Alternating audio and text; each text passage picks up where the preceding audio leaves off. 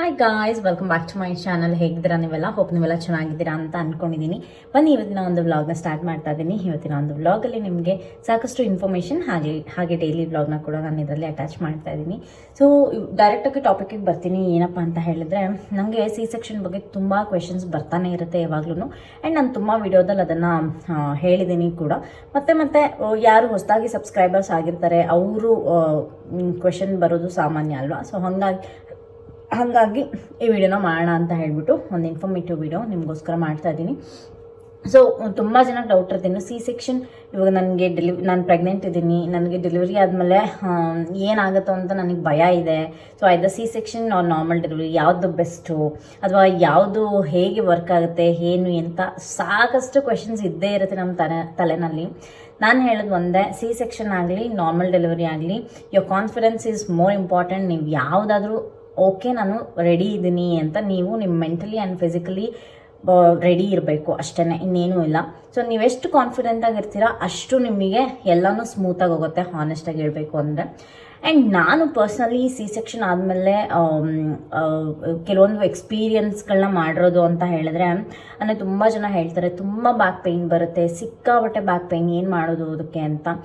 ಯಾರು back pain ಬರುತ್ತೆ ಅಂತ ನೀವು ಹೇಳ್ತೀರಲ್ಲ, ಆದಷ್ಟು ಕುತ್ಕೊಂಡು ಟಿ ವಿ ನೋಡೋದನ್ನ ಅವಾಯ್ಡ್ ಮಾಡಿ ಡ್ಯೂರಿಂಗ್ ಯುವರ್ ಪ್ರೆಗ್ನೆನ್ಸಿ ಟೈಮ್, ಓಕೆನಾ. ಸೊ ತುಂಬ ಅಂದರೆ ಫ್ರೀ ಆಗಿರ್ತೀರ ಅಂದ್ಬಿಟ್ಟು ತುಂಬ ಕೂತ್ಕೊಂಡೇ ಟಿ ವಿ ನೋಡ್ತಾ ಇರೋದು, ಆ ಥರ ಮಾಡ್ತೀರಾ. ಆಮೇಲೆ ಕ್ಯಾಲ್ಶಿಯಂ ಟ್ಯಾಬ್ಲೆಟ್ಗಳನ್ನ ಸ್ಕಿಪ್ ಮಾಡೋದು, ಆ ಥರ ಮಾಡ್ತೀರಾ. ಸೊ ಆದಷ್ಟು ರೆಸ್ಟ್ ಮಾಡಬೇಕು, ಮಲ್ಕೊಂಡಿರ್ಬೇಕು. ಲೆಫ್ಟ್ ಸೈಡ್ ಮಲ್ಕೊಳ್ಳಿ, ಆದಷ್ಟು ಲೆಫ್ಟ್ ಸೈಡ್ ಮಲ್ಕೊಳ್ಳಿ, ಅವಾಗ ನಿಮ್ಗೆ ಆ ಥರದ ಬ್ಯಾಕ್ ಪೇಯ್ನ್ ಅದೆಲ್ಲ ಬರಲ್ಲ. ಸೊ ಇವಾಗ ನಂದು ಆಲ್ಮೋಸ್ಟ್ 1 year ಆಯಿತು, ನಾನು ಆ ಥರದ ಬ್ಯಾಕ್ ಪೇಯ್ನ್ ಎಲ್ಲ ನಾನೇನು ಫೇಸ್ ಮಾಡಿಲ್ಲ. ಹಂಗೆ ನೋಡೋಕೋದ್ರೆ ನಾನು ಇಷ್ಟಿಷ್ಟುದ ಹೀಲ್ಸ್ ಹಾಕೋತೀನಿ. ಮತ್ತು ಕ್ಲಾಸಲ್ಲಿ ನಾನು ಡೆಮೋ ಸೆಷನ್ ಎಲ್ಲ ಇದ್ದಾಗ 3 to 4 hour ನಿಂತ್ಕೋತೀನಿ. ನಾನು ಮನೆ ಕೆಲಸ ಮಾಡದೇ ಇರ್ಬೋದು ಅಷ್ಟೇ, ಬಟ್ ಅದಕ್ಕಿಂತ ಬೇರೆ ಥರದ್ದು ಎಲ್ಲ ಕೆಲಸ ನಾನು ಸಲೂನಲ್ಲಿ ಮಾಡ್ತೀನಿ ಅಲ್ವಾ. ಸೊ ತುಂಬ ಜನ ಕ್ಲೈಂಟ್ ಬರ್ತಾ ಇರ್ತಾರೆ, ಓಡಾಡ್ತೀನಿ, ಒಳಗಿಂದ ಹೊರಗಡೆ ತುಂಬ ಓಡಾಡ್ತಾ ಇರ್ತೀನಿ, ಏನು ಎಲ್ಲ ಥರ ಮಾಮೂಲಿ ಕೆಲಸಗಳನ್ನ ಮಾಡ್ತೀನಿ. ಸೊ ಹಂಗೆ ನೋಡೋಕ್ಕೋದ್ರೆ ನನಗೆ ಬೇಗನೆ ಬರಬೇಕಿತ್ತು ಬ್ಯಾಕ್ ಪೇಯ್ನು. ಸೊ ನಿಮ್ಮ ಕ್ಯಾಲ್ಶಿಯಂ ಟ್ಯಾಬ್ಲೆಟ್ನ ಯಾವುದೇ ಕಾರಣಕ್ಕೂ ಮಿಸ್ ಮಾಡಬೇಡಿ. ಪ್ರೆಗ್ನೆನ್ಸಿಯಲ್ಲೂ ಅಷ್ಟೇ, ಮತ್ತು ಪಾಪು ಆದಮೇಲೂ ಅಷ್ಟೇ, ಒಂದು 7-8 monthsವರೆಗೂ ಕ್ಯಾಲ್ಶಿಯಂ ಟ್ಯಾಬ್ಲೆಟ್ನ ತಿನ್ನಿ, ಓಕೆನಾ. ಸೊ ಅದೇ ನಿಮಗೆ ತುಂಬ ಸ್ಟ್ರೆಂತ್ ಕೊಡೋದು, ನಿಜವಾಗ್ಲೂ ಹೇಳ್ತಾ ಇದ್ದೀನಿ. ಅದನ್ನು ನೀವೇನಾದ್ರು ಸ್ಕಿಪ್ ಮಾಡಿ, ನಂಗೆ ಗೊತ್ತು ತುಂಬ ಜನ ಇದನ್ನು ಸ್ಕಿಪ್ ಮಾಡ್ತೀರಾ ಅಂತ, ಬಿಕಾಸ್ ಅದನ್ನು ನಿಜವಾಗ್ಲೂ ನನಗೂ ತಿನ್ನೋಕೆ ಇಷ್ಟ ಆಗ್ತಾನೆ ಇರಲಿಲ್ಲ ಒಂದು ಸ್ವಲ್ಪನೂ. ಅದನ್ನು ಏನಪ್ಪ ತಿನ್ನೋದು ಅಂತ ಅದು ಹಂಗೆ ಅನ್ಸೋದು. ಬಟ್ ಕ್ಯಾಲ್ಶಿಯಂ ಟ್ಯಾಬ್ಲೆಟ್ನ ಯಾವುದೇ ಕಾರಣಕ್ಕೂ ಮಿಸ್ ಮಾಡಬೇಡಿ. ಮತ್ತು ತುಂಬ ಹೊತ್ತು ಕೂತ್ಕೊಂಡು ಟಿ ವಿ ನೋಡೋದು, ತುಂಬ ಹೊತ್ತು ಕೂತ್ಕೊಂಡೇ ಇರೋದು, ಈ ಥರ ಮಾಡಬೇಡಿ, ಓಕೆನಾ. ಸೊ ನಿಮ್ಮ ಬ್ಯಾಕ್ ಸಪೋರ್ಟ್ ಏನಾದರೂ ಚೆನ್ನಾಗಿ ಇಟ್ಕೊಂಡು ಆರಾಮಾಗಿರೋ ಥರ ಇರಿ, ಅವಾಗ ನಿಮ್ಗೇನೋ ಅಷ್ಟೊಂದಾಗಿ ಬ್ಯಾಕ್ ಪೇನ್ ಎಲ್ಲ ಬರಲ್ಲ.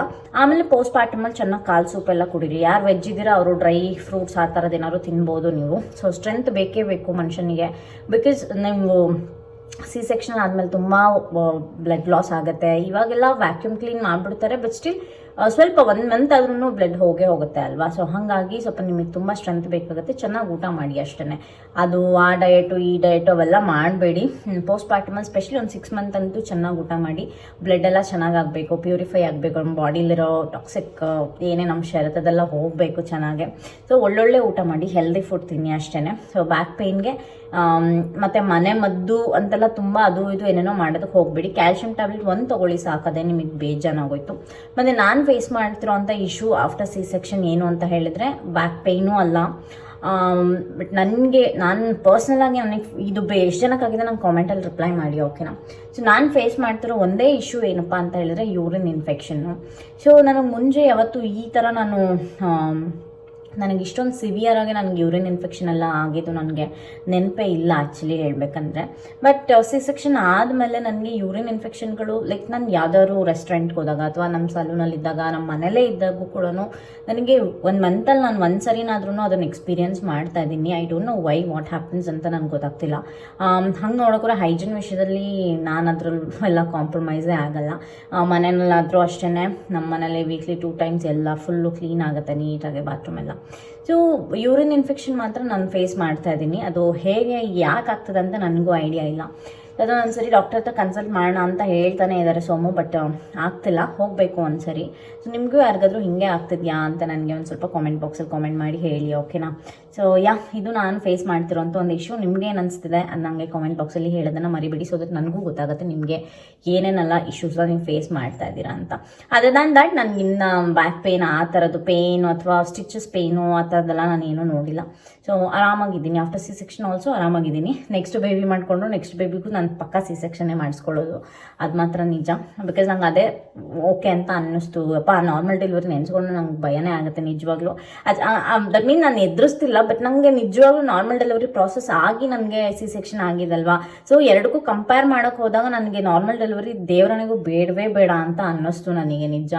ಅದು ಬಿಟ್ಟರೆ ನಾನು ಯಾರಿಗೂ ಹೆದರಿಸ್ತಿಲ್ಲ. ಸೊ ಯಾವುದಾದ್ರೂ ಓಕೆ, ಬೇಬಿ ಅಂತೂ ಬಂದೇ ಬರುತ್ತೆ 9 months ಆದಮೇಲೆ. ಸೊ ಟೆನ್ಷನ್ ಮಾಡ್ಕೊಳ್ಳೋದು ಅವಶ್ಯಕತೆ ಏನಿಲ್ಲ, ಓಕೆ? ಮತ್ತು ನನ್ನ ರೂಮ್ನ ಕ್ಲೀನ್ ಮಾಡ್ಕೊಳ್ದೆ. ಸುಮಾರು ಒಂದು 2 weeks ಆಗಿಬಿಟ್ಟಿತ್ತು. ಅದಕ್ಕೆ ನನ್ನ ರೂಮೆಲ್ಲ ನೀಟಾಗಿ ಕ್ಲೀನ್ ಮಾಡ್ಕೊಳ್ಳೋಣ ಅಂತ ಹೇಳಿಬಿಟ್ಟು ಫುಲ್ಲು ಕ್ಲೀನ್ ಮಾಡ್ಕೊತಾ ಇದ್ದೆ. ಎಲ್ಲದನ್ನು ತೆಗೆದು ಅಸೆಂಬಲ್ ಮಾಡ್ತಾಯಿದ್ದೆ ಬಾಕ್ಸ್ ಒಳಗೆಲ್ಲದನ್ನು.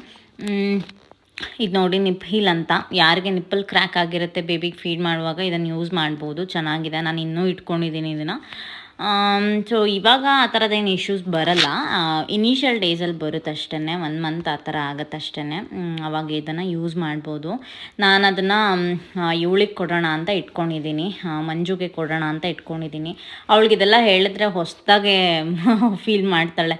ಇದೆಲ್ಲ ಇರುತ್ತಾ ಅಕ್ಕ ಅಂತ ಕೇಳ್ತಾ ಇರ್ತಾಳೆ. ಸೊ ಅವಳಿಗೆ ತುಂಬ ಇದ್ರ ಬಗ್ಗೆ ಎಲ್ಲ ನಾನು ಇನ್ಫಾರ್ಮೇಷನ್ ಹೇಳಿದ್ದೀನಿ. ಇನ್ನೇನು ಡೆಲಿವರಿಗೆ ಹೋಗ್ತಾಳಲ್ವಾ, ಅದಕ್ಕೆ ಎಲ್ಲ ಹೇಳಿದ್ದೀನಿ. ನೋಡು ಈ ಥರ ಎಲ್ಲ ಇರುತ್ತೆ ಮಂಜು, ಹಿಂಗಿರುತ್ತೆ ಹಂಗಿರುತ್ತೆ, ಎಲ್ಲ ಹುಷಾರಾಗಿರೋ ಹಂಗೆ ಹಿಂಗೆ ಅಂತೆಲ್ಲ ಹೇಳಿದ್ದೀನಿ. ಅವಳು ಒಂಥರ ಆಶ್ಚರ್ಯವಾಗಿ ನೋಡ್ತಿರ್ತಾಳೆ, ಇದೆಲ್ಲ ಇರುತ್ತಾ, ನೀವು ಇದೆಲ್ಲ ಇಟ್ಕೊಂಡಿದ್ದೀರಾ ಅಂತ ಹೇಳ್ತಾ ಇರ್ತಾಳೆ. ಅದರಲ್ಲಿ ನಾನು ಎಲ್ಲ ಕೊಟ್ಟು ಕಳಿಸಿದ್ದೀನಿ. ಇವಾಗೂ ಎಲ್ಲ ತೆಗ್ದಿದ್ದೀನಲ್ಲ, ಇದರಲ್ಲೂ ಎಲ್ಲ ಸುಮಾರು ಐಟಮ್ಸ್ಗಳನ್ನ ಪಾಪುದು ನನಗೆ ಹಾಸ್ಪಿಟಲಲ್ಲಿ ಕೊಟ್ಟಿದ್ದು ಹಿಮಾಲಯ ಪ್ರಾಡಕ್ಟ್ಸ್ ಎಲ್ಲ ತುಂಬ ಇತ್ತು. ಅದನ್ನೆಲ್ಲ ತೆಗೆದು ಮಂಜುಗೆ ಕೊಟ್ಟು ಕಳಿಸ್ಬಿಟ್ಟೆ ನಾನು. ಇನ್ನೇನು ನಾನು ಅದು ಯೂಸ್ ಮಾಡ್ತಾನೂ ಇರಲಿಲ್ಲ, ಏನೂ ಇಲ್ಲ, ಅದನ್ನೆಲ್ಲ ಕೊಟ್ಬಿಟ್ಟೆ ಅವಳಿಗೇ ಯೂಸ್ ಆಗುತ್ತೆ ಅಂತ. ಅದೆಲ್ಲ ಏನು ಎಕ್ಸ್ಪೈರಿ ಆಗಿರಲಿಲ್ಲ, ಅದಕ್ಕೆ ಡೇಟ್ ನೋಡಿಕೊಂಡು ಕೊಟ್ಟೆ. ನೋಡಿ ಬರೀ ಬಾಕ್ಸ್ಗಳು, ನನ್ನ ಮೆಡಿಕೇಷನ್ದು ಅದೆಲ್ಲ ಬಾಕ್ಸ್ಗಳು ನೋಡಿ ಇಷ್ಟೊಂದಿತ್ತು. ಅದಕ್ಕೆ ಎಲ್ಲ ತೆಗೆದುಬಿಟ್ಟೆ, ಫುಲ್ಲು ತೆಗೆದು ಎಲ್ಲ ಹೊರಗೆ ಹಾಕಿಬಿಟ್ಟು ನೀಟಾಗೆ ಎಲ್ಲ ಅಸೆಂಬಲ್ ಮಾಡಿ ಇಟ್ಕೊಂಡಿದ್ದೀನಿ. ಈ ಥರ ನನ್ನ ಪರ್ಫ್ಯೂಮ್ ಕಲೆಕ್ಷನ್ಸ್ ತೋರಿಸಿ ಅಂತ ಹೇಳ್ತಾ ಇರ್ತೀರಾ. ಆ್ಯಕ್ಚುಲಿ ನಾನೇನು ಅಷ್ಟೊಂದು ಪರ್ಫ್ಯೂಮ್ಗಳನ್ನ ಯೂಸ್ ಮಾಡಲ್ಲ, ಡಿಯೋಡ್ರೆಂಟ್ಸ್ ಯೂಸ್ ಮಾಡ್ತೀನಿ ಅಷ್ಟೇ. ನನಗೆ ಲೇಯರ್ ವಾಟರ್ಗಳು ತುಂಬ ಇಷ್ಟ, ಅದೊಂದೇ ನಾನು ಪರ್ಸ್ನಲಾಗಿ ಇಷ್ಟಪಡೋದು. ಇನ್ನು ನಂಗೆ ಬೇರೆ ಡಿಯೋಡ್ರೆಂಟ್ಸ್ ಆಗಲಿ ಪರ್ಫ್ಯೂಮ್ ಆಗಲಿ ನಾನು ಅಷ್ಟು ಇಷ್ಟಪಡಲ್ಲ. ಸೊ ನಿಮಗೆ ಈ ಬ್ಯಾಂಗಲ್ಗಳ ಬಗ್ಗೆ ಎಲ್ಲ ಹೇಳಬೇಕು ನಾನು ನಿಮಗೆ. ಸೊ ಫಸ್ಟ್ ಆಫ್ ಆಲ್ ಈ ಬಾಕ್ಸ್ನ ಎಲ್ಲಿ ತೊಗೊಂಡಿದ್ದು ಅಂತ ಹೇಳ್ಬಿಡ್ತೀನಿ. ಇದನ್ನು ಮೀಶೋದಲ್ಲಿ ತರಿಸಿದ್ದು ನಾನು. This is around 699 rupees. Quality ಚೆನ್ನಾಗಿದೆ, ತುಂಬ ಚೆನ್ನಾಗಿದೆ.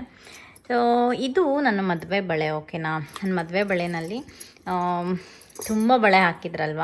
ಸೊ ನಾನು 1 month ಇಟ್ಕೊಂಡಿದ್ದೆ. ನಾನು ಯಾವುದು ಅಷ್ಟು ಒಡೆದೋಗಿರಲಿಲ್ಲ, ನನ್ನ ಬಳೆಗಳು ಯಾವುದೂ ತುಂಬ ಸ್ಟ್ರಾಂಗಾಗಿತ್ತು. 1 month ಹಾಕ್ಕೊಂಡಿದ್ದೆ ನನ್ನ ಬಳೆ. ಅದು ಕಂಕಣದ ಜೊತೆಗೇ ಕೊಟ್ಟಿದ್ರಲ್ವ, ಅದನ್ನು ಹಾಗೆ ಬಿಚ್ಚಿಟ್ಟು ಒಂದು ಸೈಡಲ್ಲಿ ಇಟ್ಕೊಂಡಿದ್ದೆ. ಅದಕ್ಕೆ ನೆನಪಿಗಿರಲಿ ಅಂತ ಹೇಳಿಬಿಟ್ಟು ಈ ಬಳೆಗಳನ್ನೂ ಇಟ್ಕೊಂಡಿದ್ದೀನಿ. ಮತ್ತು ತಿರ್ಗಾ ನಂಗೆ ಎಲ್ಲದದ್ದು ಒಂದೊಂದು ಮೆಮೊರೀಸ್ ಇದೆ, ಅದಕ್ಕೆ ನಿಮ್ಮ ಹತ್ರ ಶೇರ್ ಮಾಡ್ತಿರೋದು. ನನ್ನ ಹತ್ರ ತುಂಬ ಕಲೆಕ್ಷನ್ಸ್ ಇಲ್ಲ, ಇರೋದ್ರಲ್ಲಿ ಏನೇನಕ್ಕೆ ಅಂತ ಹೇಳ್ಬಿಡ್ತೀನಿ.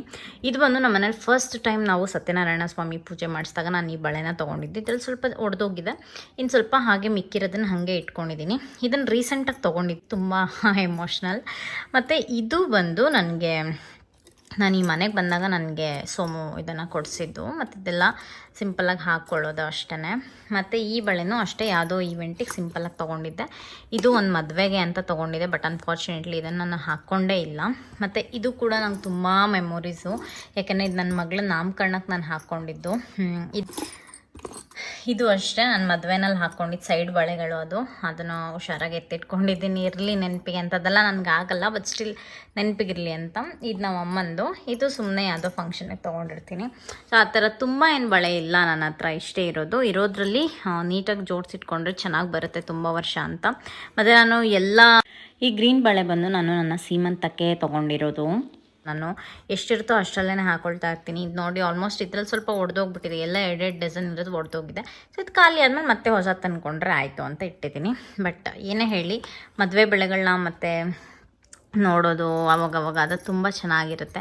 ಇದು ನನಗೆ ತುಂಬ ಫೇವ್ರೆಟ್. ಅದಕ್ಕೆ ನಾನು ಕಪ್ಪು ಬಳೆಗಳು ಹಾಕೊಳ್ಳೋದಕ್ಕೆ ನಂಗೆ ತುಂಬ ಇಷ್ಟ ಆಗುತ್ತೆ ಯಾವಾಗ್ಲೂ. ಸೊ ಇಷ್ಟು ನನ್ನ ಬಳೆ ಕಲೆಕ್ಷನ್ಸ್. ಅದೆಲ್ಲ ಜೋಡಿಸಾದ್ಮೇಲೆ ನಾವು ಮೊನ್ನೆ ಹೋಮ್ ಸೆಂಟರ್ಗೆ ಹೋಗಿದ್ವಿ ಫೋರಮ್ ಮಾಲಲ್ಲಿ. ಅಲ್ಲಿ ನನಗೆ ಒಂದು ಬೆಡ್ ಸ್ಪ್ರೆಡ್ ತುಂಬ ಇಷ್ಟ ಆಯಿತು. That is around 1500 rupees. ಸಿಕ್ಕಾಪಟ್ಟೆ ಚೆನ್ನಾಗಿತ್ತು ಕ್ಲಾತ್ ವೈಸ್. ಓಕೆನಾ, ಅದಕ್ಕೇ ಅದನ್ನು ಸೋಮು ತಗೋ ಅಂತ ಹೇಳಿದ್ರು, ನಾನು ತೊಗೊಂಡೆ ಅದನ್ನು. ಲೈಟ್ ಪಿಂಕು, ಅದ್ರ ಮೇಲೆ ವೈಟ್ ಕಲರ್ ಹಾರ್ಟಿನ ಬುಟ್ಟಾಸ್ ಇರುತ್ತೆ. ತುಂಬ ಚೆನ್ನಾಗಿತ್ತು ಮಾತ್ರ, ನಂಗೆ ಇಷ್ಟ ಆಯಿತು. ನೆಕ್ಸ್ಟ್ ಟೈಮ್ ನೀವು ಯಾರಾದ್ರು ಫೋರಮ್ಗೆ ಹೋದರೆ ಡೆಫಿನೆಟ್ಲಿ ಹೋಮ್ ಸೆಂಟರ್ಗೆ ಹೋದಾಗ ಈ ಥರ ಕಾಟ್ ಸ್ಪ್ರೆಡ್ ಎಲ್ಲ ನೋಡ್ಕೊಂಡು ಬನ್ನಿ, ಚೆನ್ನಾಗಿರುತ್ತೆ. ಅಲ್ಲಿ ಮಾತ್ರ ಒಂದು ಸ್ವಲ್ಪ ಕಾಸ್ಟ್ಲಿ ಅಂತ ಅನ್ನಿಸ್ಬೋದು, ಬಟ್ ತುಂಬ ಚೆನ್ನಾಗಿರುತ್ತೆ ಕ್ವಾಲಿಟಿ ವೈಸು. ಅದಾದಮೇಲೆ ಫೈನಲ್ ಆಗಿ ನನ್ನ ರೂಮೆಲ್ಲ ನೀಟಾಗಿ ಕ್ಲೀನ್ ಮಾಡಾದಮೇಲೆ ಹೇಗೆ ಕಾಣಿಸ್ತಿದೆ ಅಂತ ನೋಡಿ. ನನ್ನ ಮಗಳು ಬಟ್ಟೆನೇ ತುಂಬ ಮೆಸ್ಸಪ್ ಆಗಿತ್ತು, ಅದನ್ನೆಲ್ಲ ಮಡಚಿ ನೀಟಾಗಿ ಅವಳದೇ ಒಂದು ಏರ್ ಟೈಟ್ ಕಂಟೈನರ್ ಇದೆಯಲ್ಲ ಅದರೊಳಗೆ ಇಟ್ಟಿದ್ದೀವಿ. ಆ್ಯಂಡ್ ನೆಕ್ಸ್ಟ್ ವೀಕು ನಾನು ರೂಮ್ ಮೇಕ್ ಓವರ್ ಮಾಡ್ತಾಯಿದ್ದೀನಿ. ಎಲ್ಲ ಐಟಮ್ಸ್ ಎಲ್ಲ ಆರ್ಡರ್ ಮಾಡಿದ್ದೀನಿ, ಅದು ಬರುತ್ತೆ ಸೂನ್. ಅದು ಬಂದ ತಕ್ಷಣ ಫುಲ್ ರೂಮ್ ಮೇಕ್ ಓವರ್ ಮಾಡ್ತೀನಿ. ಅವಾಗ ನಿಮಗೂ ಕೂಡ ಶೇರ್ ಮಾಡ್ತೀನಿ ಏನೇನು ಮಾಡ್ಬೋದು ಅಂತ. ಚಿಕ್ಕ ರೂಮ್ ಇದ್ದಾಗ ಯಾವ ರೀತಿ ಮಾಡ್ಕೋಬೋದು ಆ್ಯಂಡ್ ಅಫೋರ್ಡಬಲ್ ಪ್ರೈಸಲ್ಲಿ ಏನೇನು ಪರ್ಚೇಸ್ ಮಾಡ್ಬೋದು ಅಂತ ನಾನು ನಿಮಗೆ ತೋರಿಸ್ತೀನಿ ಅದರಲ್ಲಿ. ಓಕೆನಾ, ನೋಡಿ ಫೈನಲಾಗಿ ಈಗ ಕಾಣಿಸ್ತಾ ಇದೆ. ಹೇಗಿದೆ ಅಂತ ನನಗೆ ಕಾಮೆಂಟ್ ಬಾಕ್ಸಲ್ಲಿ ಕಾಮೆಂಟ್ ಮಾಡೋದನ್ನು ಮರಿಬೇಡಿ. ಓಕೆನಾ, ನನ್ನ ಮಗಳು ಫೋಟೋ ಮ್ಯಾಂಡೇಟರಿ ಅದಿರಲೇಬೇಕು. ಅವಾಗ್ಲೂ ಅಷ್ಟೇ, ಅವಳು ಹುಡ್ದಾಗಿಂದನೂ ನಾನು ಅದನ್ನು ಆ ಕಡೆ ಇದೆಯಲ್ಲ ಅದೊಂದು ಫ್ರೇಮು, ಅದನ್ನು ನನ್ನ ಆಪೋಸಿಟಲ್ಲೇ ಇಟ್ಕೊತಿದ್ದೆ. ಸೊ ಇವಾಗ ಪಕ್ಕದಲ್ಲೇ ಇರಲಿ ಅಂತ ಹೇಳಿಬಿಟ್ಟು ಅದನ್ನು ಇಟ್ಕೊಂಡಿದ್ದೀನಿ. ಲೈಕ್ ಅವಳು ಹುಟ್ಟಿದ ಡೇಟು ಅದೆಲ್ಲ ಇದೆ ಅದರಲ್ಲಿ, ಆ ಫ್ರೇಮಲ್ಲಿ. ಅದು ನನಗೊಂದು ಕೊಲಾಬ್ರೇಷನಲ್ಲಿ ಬಂದಿದ್ದು. ಸೊ ಅದು ಚೆನ್ನಾಗಿದೆ ಅಂತ ಹೇಳಿಬಿಟ್ಟು ಅದನ್ನು ಯಾವಾಗಲೂ ಅಲ್ಲೇ ಇಟ್ಟಿರ್ತೀನಿ. ಎಲ್ಲ ಮುಗೀತು ಮನೇಲಿ ಕ್ಲೀನಿಂಗ್ ಎಲ್ಲ. ಅದಾದಮೇಲೆ ನಾನು ಮಾರನೇ ದಿವಸ ನನ್ನ ಸಲೂನ್ ಹತ್ರ ಹೋಗಬೇಕಿತ್ತು. ತುಂಬ ದಿವಸ ಆಗಿತ್ತು ನಾನು ಹೋಗಿರಲಿಲ್ಲ.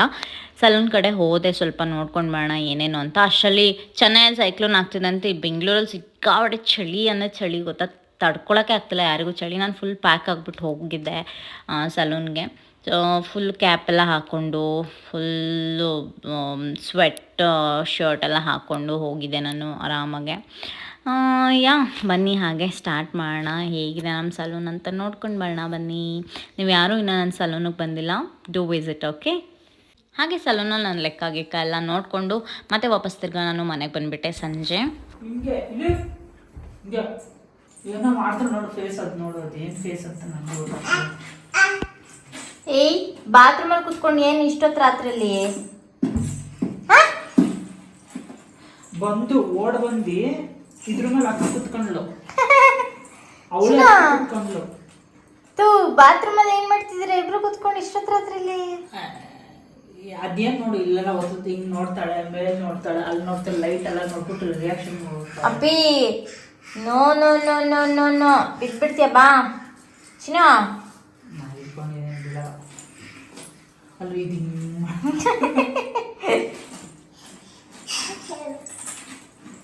ಸ್ನಾನ ಮಾಡಿಸ್ಬೇಕಾ ನಿಂಗೆ? ಅಯ್ಯೋ, ನಮ್ಮ ಮಗು ಬಾತ್ರೂಮಲ್ಲಿ ಕುತ್ಕೊಂಡು ಆಟ ಆಡಕ್ಕೆ ಇಷ್ಟಪಡ್ತೈತಲ್ಲಪ್ಪ.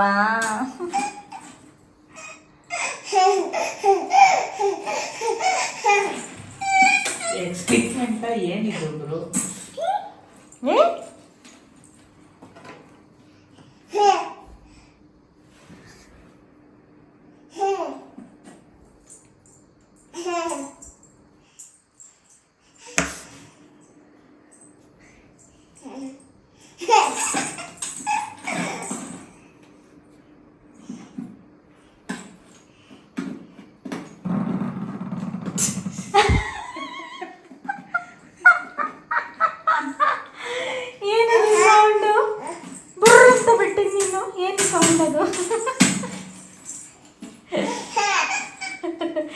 No, no, no, no, no, no, no, no, no.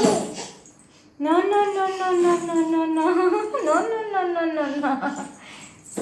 Oy, oy, oy. No, no, no, no, no, no, no. Chino. Shh. Shh. Ice. Ice. Ice ಎಲ್ಲಿದೆ ತೋರ್ಸು ಮಗ. Ice. Hello. Hello. Takshu. Hello. ಬಾ ಹೋಗೋಣ ಸಾಕು ಬಾ.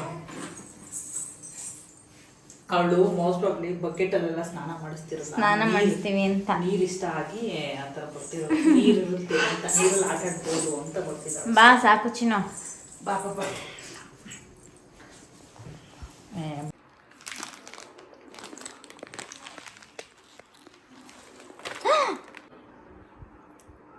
ಸಿಕ್ಕಾಕೊಳ್ಳುತ್ತೆ, ತಿನ್ಬೇಡ. ಸ್ವಲ್ಪ ಆ ಕಡೆ ತಿರುಗಿ ಈ ಕಡೆ ತಿರ್ಗೋ ಅಷ್ಟರಲ್ಲಿ ಎಲ್ಲ ಸಾರುಲ್ಲ.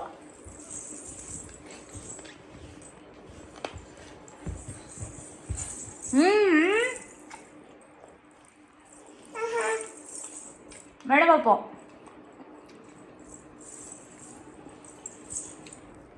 ಇಲ್ಲಿ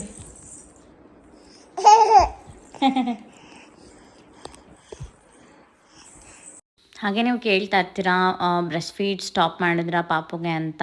ಇನ್ನೂ ಇಲ್ಲ, ಇನ್ನು ಬ್ರೆಸ್ಟ್ ಫೀಡ್ ಮಾಡ್ತಾಯಿದ್ದೀನಿ ಅವಳಿಗೆ. ಪ್ಲಸ್ ಫಾರ್ಮುಲಾನು ಕೊಡ್ತೀವಿ 1 ಟೈಮ್ ದಿನಕ್ಕೆ. ಮತ್ತು ಊಟ ಮಾಡ್ತಾಳೆ, ರೈಸು ತಿಂತಾಳೆ, ಸ್ಮ್ಯಾಶ್ ಮಾಡದೇ ಇರೋ ರೈಸು ತಿಂತಾಳೆ. ಇನ್ನು ಖಾರ ಎಲ್ಲ ಇಂಟ್ರಡ್ಯೂಸ್ ಮಾಡಿಲ್ಲ ಅಷ್ಟೇ. ಅದರ್ವೈಸ್ ಇನ್ನೆಲ್ಲನೂ ಕೊಡ್ತೀವಿ, ಆಲ್ಮೋಸ್ಟ್ ಫ್ರೂಟ್ಸು ವೆಜಿಟೇಬಲ್ಸ್ ಎಲ್ಲನೂ ಕೊಡ್ತಾ ಇದ್ದೀವಿ ನಾವು ಅವಳಿಗೆ. ಆಫ್ಟರ್ 6 ಮಂತೇ ಕೊಡ್ತಿದ್ದೀವಿ, ಸೊ ಏನು ತೊಂದರೆ ಇಲ್ಲ, ಎಲ್ಲ ಊಟ ಮಾಡ್ಕೊತಾಳೆ ನೀಟಾಗೆ. ಅದಾದಮೇಲೆ ಫೀಡಿಂಗ್ ಯಾವಾಗ ಸ್ಟಾಪ್ ಮಾಡೋ ನನಗೆ ಗೊತ್ತಿಲ್ಲ, ಬಿಕಾಸ್ ನನಗೆ ಅವಳಿಗೆ ಮಿಲ್ಕ್ ಸಫಿಷಿಯೆಂಟಾಗಿ ಬರ್ತಾಯಿದೆ. ಅದಕ್ಕೋಸ್ಕರ ನನಗೆ ಸದ್ಯಕ್ಕೆ ಇವಾಗ ಸ್ಟಾಪ್ ಮಾಡೋಕ್ಕಾಗಲ್ಲ ಅಂತ ಅನಿಸ್ತದೆ. ನೋಡೋಣ. ಬಟ್ ಟ್ರೂತ್ ಏನು ಗೊತ್ತಾ, ನಾನು ಹೇಳೋದೊಂದು, ನನ್ನ ಮಗಳಿಗೆ ಬೇಕಾದ್ರೆ ಬಿಡಿಸ್ಬಿಡ್ಬೋದು, ಇದು ಎಲ್ಲರ ಮನೆಯಲ್ಲೂ ನಡೆಯುತ್ತೆ ಅಂತ ನನಗನ್ಸುತ್ತೆ, ಓಕೆನಾ. ಅವಳಿಗೆ ಬೇಕಾದ್ರೆ ಬಿಡಿಸ್ಬೋದು, ಏನು ತೊಂದರೆ ಇಲ್ಲ. ಆದರೆ ಅವ್ರ ಅಪ್ಪ ಇದ್ದಾರಲ್ಲ, ಅವ್ರ ಅಪ್ಪ ಮಾತ್ರ ಬೈಯೋದು, ಕುಡಿಸು ಕುಡಿಸು ಅಂತ ನನಗೆ ಜೋರು ಮಾಡ್ತಾರೆ ಯಾವಾಗ್ಲೂ. ಆ ಥರ ಆಗುತ್ತೆ ಯಾವಾಗಲೂ ನಮ್ಮ ಮನೇಲಿ. ಅವಳಿಗೆ ಬಿಡಿಸೋದಕ್ಕೆ ಆಗ್ತಾನೆ ಇಲ್ಲ, ಅವ್ರ ಅಪ್ಪನೇ ಬೈತಾರೆ, ಇಲ್ಲ ನೀನು ಕುಡಿಸು ಅವಳಿಗೆ, ಇನ್ನೂ ಎಷ್ಟು ವರ್ಷ ಆಗುತ್ತೆ ಅಷ್ಟು ವರ್ಷ ಕುಡಿಸು ಅಂತ ಬೈತಾರೆ ಸೋಮು ನನಗೆ. ಬಟ್ ನೈಟು ಅದು ಸ್ಟ್ರಗಲ್ ನಿಮಗೇ ಗೊತ್ತಿರುತ್ತೆ, ನಾನೇನು ಹೇಳೋದೇ ಅವಶ್ಯಕತೆ ಇಲ್ಲ ಆಯಿತಾ. ಆವಾಗ ಗೊರಕೆ ಹೊಡಿತಾರೆ ಚೆನ್ನಾಗೆ. ಸೊ ಏನು ಮಾಡೋಕ್ಕಲ್ಲ. But breast feeding journey it is very beautiful actually. ನಾನು ಹೇಳೋಕ್ಕೋದ್ರೆ ನನ್ನ ಪರ್ಸ್ನಲ್ ಎಕ್ಸ್ಪೀರಿಯನ್ಸ್ ಹೇಳೋಕ್ಕೋದ್ರೆ ನಿಜವಾಗ್ಲೂ ಇಟ್ ಈಸ್ ವೆರಿ ಬ್ಯೂಟಿಫುಲ್. ನಾವು ಅದನ್ನು ಲೈಫ್ ಟೈಮ್ ಚೆರಿಷ್ ಮಾಡ್ಬೋದು ಅಂತ ನನಗನ್ಸುತ್ತೆ. ಓಕೆ ಗಾಯ್ಸ್, ನಾನಿವತ್ತಿಗೆ ಈ ವ್ಲಾಗ್ನ ಇಲ್ಲೇ ಎಂಡ್ ಮಾಡ್ತಾಯಿದ್ದೀನಿ. ಮತ್ತದು ಹೊಸ ವೀಡಿಯೋ ಜೊತೆ ಮತ್ತೆ ಸಿಗ್ತೀನಿ. ಅಲ್ಲಿವರೆಗೂ ಟಾಟಾ, ಟೇಕ್ ಕೇರ್, ಬಾಯ್.